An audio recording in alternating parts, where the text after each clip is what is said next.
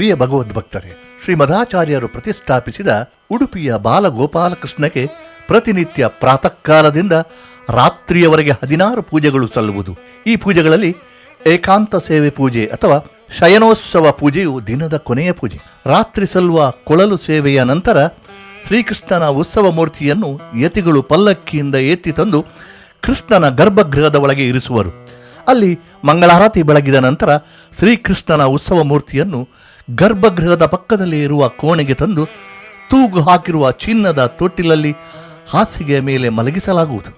ಕೃಷ್ಣನ ಪ್ರತಿಮೆಗೆ ಮಲ್ಲಿಗೆ, ಪುನ್ನಗ, ಜಾಜಿ ಹೂಗಳಿಂದ ಅಲಂಕರಿಸಿ ಪರಿಮಳಭರಿತ ಸುಗಂಧ ದ್ರವ್ಯಗಳನ್ನು ಕೃಷ್ಣನಿಗೆ ಹಾಗೂ ತೊಟ್ಟಿಲು, ಹಾಸಿಗೆ ದಿಂಬುಗಳಿಗೆ ಲೇಪಿಸಲಾಗುವುದು. ಬೆಲ್ಲ, ಅರಳಿನ ಮಿಶ್ರಣದಿಂದ ಸಿದ್ಧಪಡಿಸಿದ ಲಡ್ಡು ಹಾಗೂ ಲವಂಗ, ಕೇಸರಿ ಬೆರೆಸಿದ ಹಾಲನ್ನು ನಿವೇದಿಸಲಾಗುವುದು. ಯತಿಗಳು ತೊಟ್ಟಿಲನ್ನು ತೂಗುತ್ತಿರುತ್ತಾರೆ. ಮಠದ ಭಾಗವತರು ಹಾಗೂ ಸಿಬ್ಬಂದಿ ವರ್ಗದ ಜೊತೆ ಸೇರಿ ಯತಿಗಳು ಕೂಡ ಜೋಗುಳದ ಹಾಡನ್ನು ಸುಶ್ರಾವ್ಯವಾಗಿ ಹಾಡುತ್ತಾ ಮಂಗಳಾರತಿಯನ್ನು ಬೆಳಗುವರು. ಪೂಜೆಯ ನಂತರ ಮಂಗಳ ಹಾಡು ಮುಗಿಯುತ್ತಿದ್ದಂತೆ 3 ಬಾರಿ ಶಂಖನಾದವು ಮೊಳಗುತ್ತದೆ.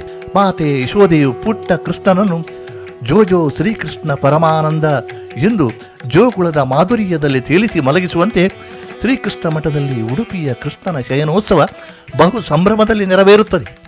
ಉಷಕ್ಕಾಲದಲ್ಲಿ ಸಾಮಗಾನದೊಂದಿಗೆ ಆರಂಭವಾಗುವ ಶ್ರೀಕೃಷ್ಣನ ಪೂಜೆ ರಾತ್ರಿಯ ಜೋಗುಳದ ಹಾಡಿನೊಂದಿಗೆ ಪರಿಸಮಾಪ್ತಿಯಾಗುತ್ತದೆ. ಪ್ರೀತೋಸ್ತು ಕೃಷ್ಣ ಪ್ರಭು.